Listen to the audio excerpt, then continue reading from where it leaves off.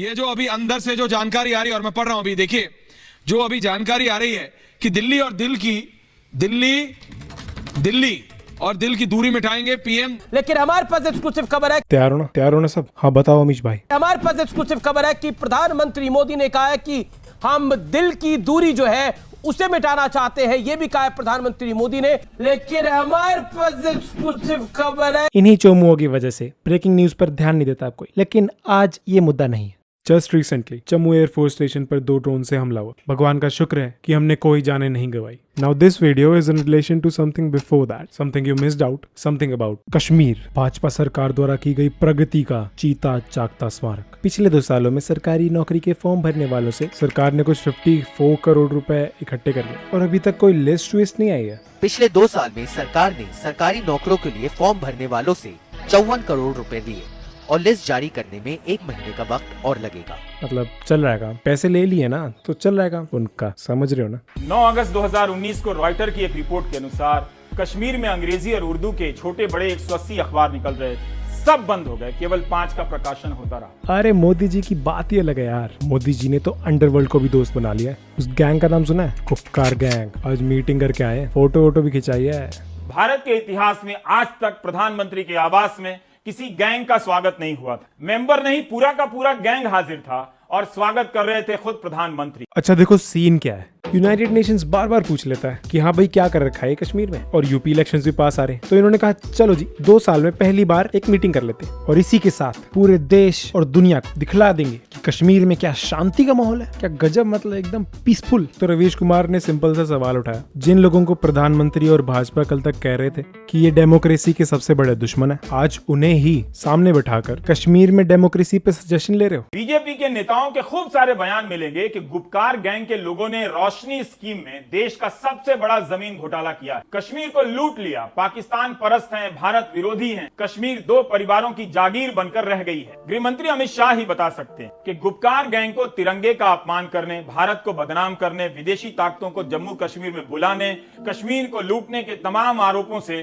किसने clean chit दी है। यह ट्वीट गृह मंत्री अमित शाह का है। उन्होंने 17 नवंबर 2020 को ट्वीट किया है कि कांग्रेस और गुपकार गैंग जम्मू कश्मीर को आतंकवाद और उथल पुथल के दौर में ले जाना चाहते हैं। गुपकार गैंग ने भारत के तिरंगा का अपमान किया है। ये लोग चाहते हैं कि विदेशी ताकतें जम्मू कश्मीर में दखल दें। महबूबा मुफ्ती और फारूक अब्दुल्ला पर मनी लॉन्ड्रिंग के केस चल रहे हैं और उन्हें लोकतंत्र की बहाली के लिए प्रधानमंत्री आवास में बुलाया जाता है। किसी को गैंग कहने के बाद उसी के बगल में गृह मंत्री खड़े हों, ऐसे फोटो अवसर कम मिलते हैं। प्रधानमंत्री ने इस गैंग का अभिवादन किया।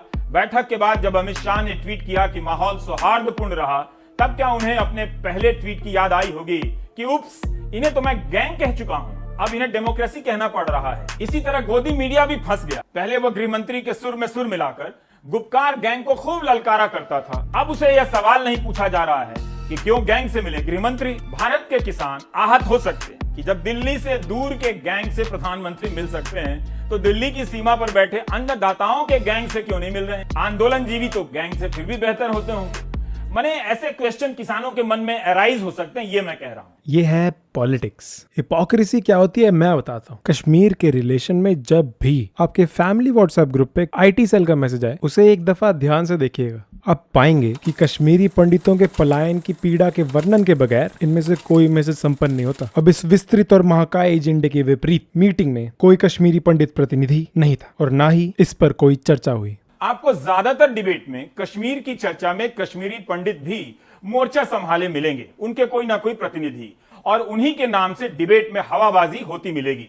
लेकिन धारा 370 हटाने के 2 साल बाद दिल्ली में पहली बैठक होती है और उसमें कश्मीरी पंडितों का अलग से राजनीतिक प्रतिनिधित्व नहीं होता है, उनका जिक्र तक नहीं होता। अब यहाँ एक और यूटर्न मारा सरकार ने। व्हाट्सएप यूनिवर्सिटी में IT सेल के 2 सबसे सफल अभियान हैं। पहला कि नेहरू मुसलमान है, दूसरा धारा 370। इसी जून महीने में कांग्रेस पार्टी के नेता दिग्विजय सिंह एक चर्चा में कहते हैं कि कांग्रेस अगर सत्ता में आई तो धारा 370 बहाल कर देगी। तो मध्य प्रदेश के मुख्यमंत्री शिवराज सिंह चौहान कहते हैं कि कांग्रेस पाकिस्तान की भाषा बोल रही है। लेकिन 24 जून को तो एक नहीं, कई नेताओं ने प्रधानमंत्री और गृह मंत्री के सामने धारा 370 बहाल करने की बात कह दी, जो बीजेपी के अनुसार पाकिस्तान की भाषा है। ऐसा कहने वालों को बैठक से बाहर भी नहीं किया गया। जोक नहीं कह सकता इसे, क्योंकि मैं सीरियस टॉपिक पर बात कर रहा हूं। सीरियस। अब देखो मीटिंग किसके बीच में हुई थी, बीजेपी और कश्मीरी लीडर्स के बीच में। बीजेपी वाले खुद कह रहे हैं कि एकदम मस्त प्रेम वार्ता हुई है बिना पाकिस्तान पे चर्चा के। मगर ये अच्छी बात है कि अंदर जाके किसी ने भी पाकिस्तान के साथ बातचीत होनी चाहिए, इस पर किसी ने कुछ नहीं कहा। ठीक है, अब गोदी मीडिया ने डिबेट किस पे किया। बैठक दिल्ली में हुई लेकिन दर्द हुआ पाकिस्तान। इनका इल्जाम था कि मीटिंग के अंदर गुपकार गैंग ने पाकिस्तान पे चर्चा की। कश्मीर के एक्स डेप्यूटी सीएम जो उस मीटिंग में थे, उन्होंने इस बात को नकार दिया।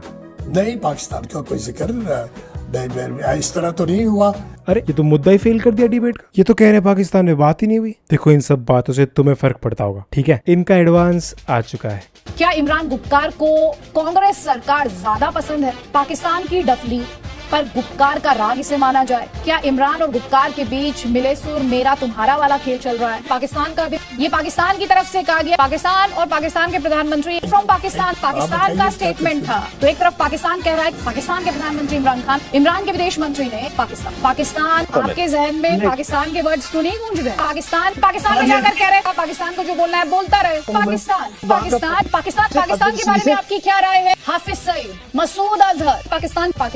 आप तो खुश होंगे सर, आज इमरान खान कह रहे हैं कि मोदी सरकार से बात करना बहुत मुश्किल है। 370 को लेकर आपको भी शिकायत, पाकिस्तान को भी शिकायत, लेकिन ये बातें कुछ लोगों को तो समझ नहीं आती, कुछ नेताओं को तो ये बात समझ नहीं आती। वो लगातार पाकिस्तान का राग अलापते रहते हैं। भाई इतना बड़ा तो सो मच सॉल्ट मत कीजिए सर। पेटीएम पर 50 रुपए प्राप्त हुए। आपातकाल की बरसी मनाने वाली बीजेपी बता सकती है कि 2 साल पहले जो कश्मीर में हुआ वह क्या था, वो कौन सा काल था? पूरे कश्मीर को तालाबंदी में झोंकना क्या लोकतंत्र था? राजनीतिक दलों के नेताओं को नजरबंद कर स्थानीय चुनाव कराना क्या लोकतंत्र था? इस बैठक में कितना कश्मीर के लिए है, कितना यूपी के लिए है, कितना इंटरनेशनल छवि और कितना अमेरिका के लिए है, आने वाले दिनों में समीक्षा होती रहेगी।